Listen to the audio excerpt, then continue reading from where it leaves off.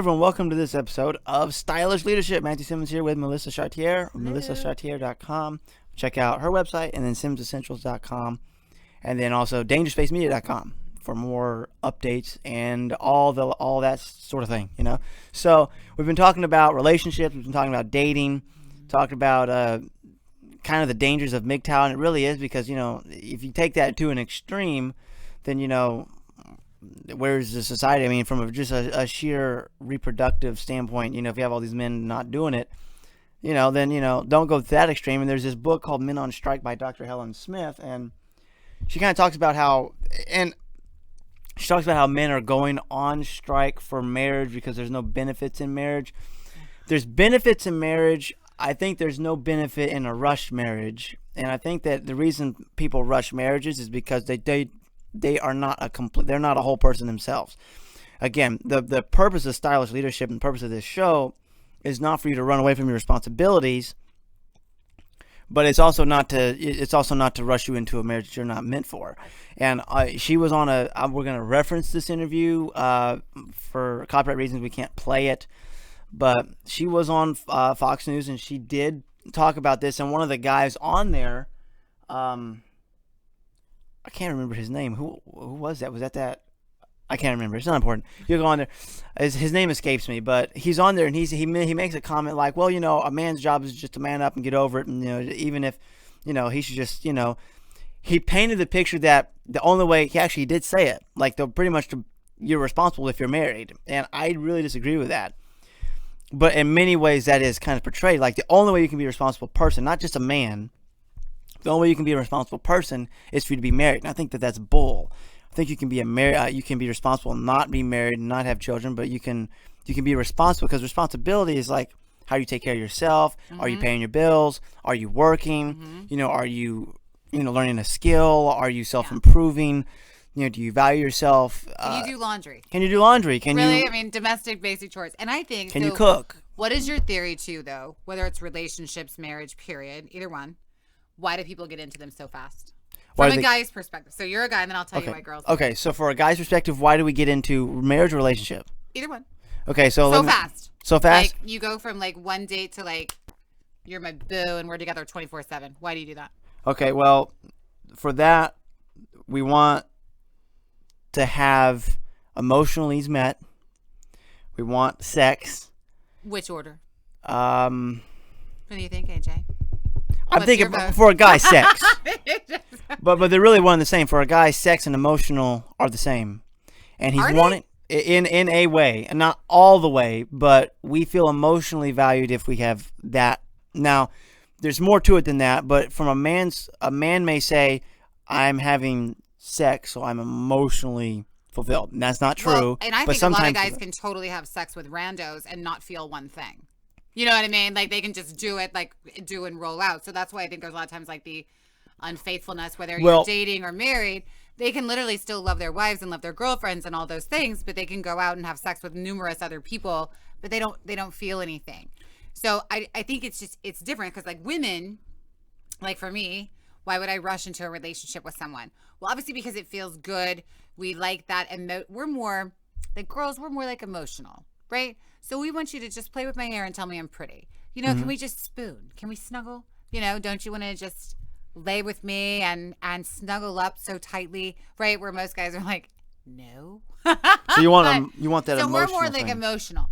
So Yeah. It's more like we want someone to share with and talk with and all of those things. And I think that a lot of men, it's more like physical first. But then I think sometimes they also like to have a home base.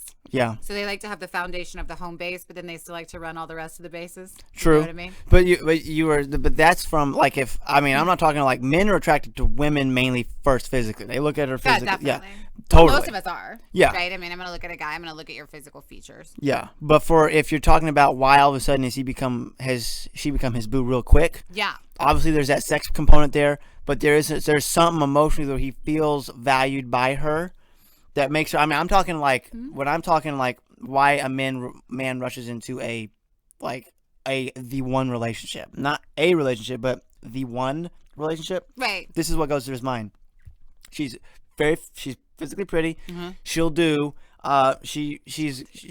True. She'll do. And I gotta get married because my parents are on me. Everyone at church is on me. People at the office are on me. I can't morally stumble. That's just what you do by this time in your life. It's true. So I'll just settle for good enough, and I'll do it. And I think so. If you're talking about why does a guy all of a sudden just go with a girl, make her a girl that maybe not be a good fit, but just make her his wife, that's why.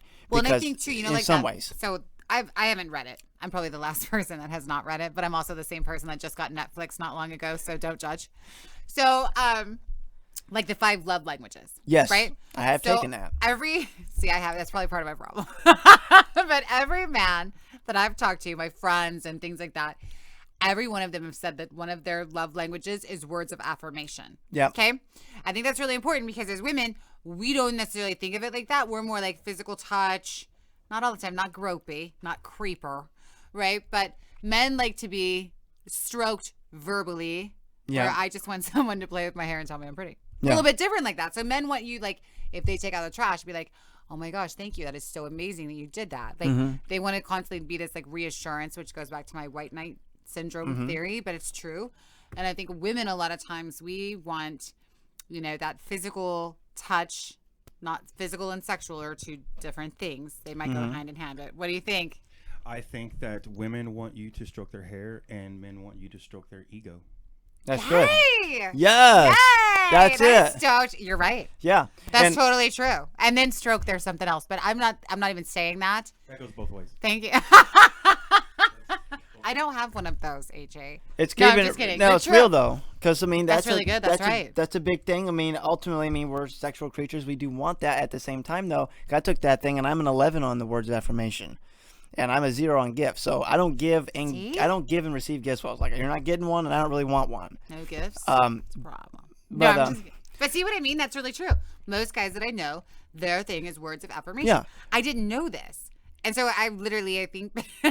No, I'm not looking at you. I'm just, yeah. No, but no, really. And so and women, that's where just like you said, stroke their ego, or like stroke my hair or stroke their ego. Yeah. Totally true. But then it's really hard sometimes because I feel like I don't want them to feel like they're a child.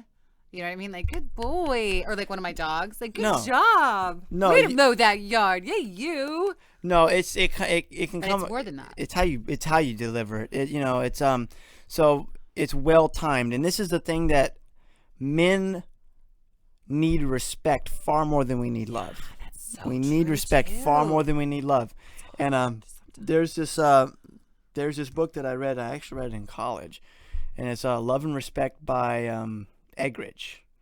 Is the author. That's a good point. It's a very good one. We'll put it up here on the screen for you. It's Love and Respect is the name of the book, and by Eggridge. I remember that being the author's last name. You're right, though. It's You're true, totally though. Right. Men don't need love as much as you think. Dating life. Monkey gun. Because we need love, but a man functions on praise and respect because we want to feel valued. Yeah. Women want to feel protected. We want to feel security. Nurtured. We do, and we want that security, that nurturedness, and I think that's where sometimes guys will be like, "Oh my gosh, she's so clingy," but that's just because we don't have the reassurance. So like, no girl out there wants to be like the stage 4 clinger in general. Right. Don't. But you're not either communicating with them very well. There's something that I always say that communication is just pretty simple. Like everyone can at least send a text. So even if you're busy working, but you just do like the little like, hey, on my lunch break, only have a few minutes, but I'm thinking of you and can't wait to see you later. I'm good rest of the day. Yeah. Like I'm not going to like text you back 750 texts. Like, what are you doing now? What are you doing now? How's your day going? How's so-and-so? Yeah. Did you show my picture? Right. So for us, it's that security. Emerson Eggridge. Yeah. I probably need to read that. In fact, because when I was reading that, I was studying to be a counselor. There was a time when I thought I wanted to be a counselor, and I made a decision there. It's like, if I become a counselor, I'm not going to, because if you do premarital counseling, it's required for me to like say you're good to be married. You have to read that book, because that book right there, it talks about the difference between men and women. And men want I want you to respect, and it's funny, men will receive will receive love and affirmation from another man in the same way, like in the verbal sense. Like we feel honored or respected if you value me. But if you start coming against like what I do, then my walls are gonna get defensive. Like, you're not a very good worker. You're not, your career's wrong. So you have to make sure if you give that criticism, you have to make sure this is why it's that way. You don't want to just criticize a guy for criticizing him. You want to say, hey, this is what you can do better. Don't do this because you can do this better. But you as a man can function in a better. You want to give a man I respect and honor you for taking the effort to do whatever it is. So women, it's more of a love. They want to feel loved. Men don't have to hear that they're loved, but they have to be respected. Like, I respect you as a man for doing that. And as a leader, you have to understand that not just in receiving it, but in giving it. If you're a woman watching this and you're working as a CEO or you're over men, you have to respect their work. And if you're a man, respect other men's work. And it's even harder for a man to respect another man because then there's that jealousy thing. Competition. Same with girls, though. It is true. Girls are very competitive. Girls, it is. But men are competitive in the sense of, I want to dominate this space, and women are very competitive. At least we want to dominate a space too. It's just in a different way. We want to dominate. You want to dominate. This is my guy thing. Yeah. Or kind of a thing in relationships. We're more physical. Yeah. Like, women get intimidated by other women if they're pretty. Usually not so much the other way. But I think too, one thing that guys don't really pick up on is women. We like something to look forward to, which is why we usually like plans. So instead we'll be like, what are you doing this weekend? And guys will respond with, oh. We're like, no. What that's really code for is make a plan with me this weekend. Whether it's, hey, why don't we go to dinner on Friday? Great. And the thing too is, I think a lot of times with relationships it really can be little things. It doesn't have to do with, I hear a lot of people going like, oh my gosh, I'm not going to spend hundreds and hundreds of dollars on someone and it doesn't work out. And okay, well, if you're already going into it with that kind of attitude, you're kind of setting yourself up to fail. Yeah. I'm totally cool if you want to go to like the zoo on dollar day. It doesn't matter. It's the time. Quality time. You got it. You set the time. And I actually usually have more fun even. I know I'm about to make myself sound really lame, but it's okay. I have a lot more fun even just sitting on like the patio at my house and maybe just throwing something on the grill and getting to know someone and hanging out, whether you want to have drinks or not or whatever the situation is. But usually those are more fun because you spend time and you talk to the person and you have quality time. I'm not a big like, let's go to the movies, because when you're in the movies, like, what are you doing? We're not really talking to each other. You're just like sitting there watching a movie. That's me. A little bit different. But so men, I think it's really important to communicate a little bit. You don't have, you are going to have some women that are overly needy. I get it. Yeah. But just communicate a little bit. Hey, thinking about you. Hope you're having a great day. Or, hey, can't wait to see you later. Like those little things, which is our words of affirmation in some ways, are important. And make a plan. Set a plan. Yeah.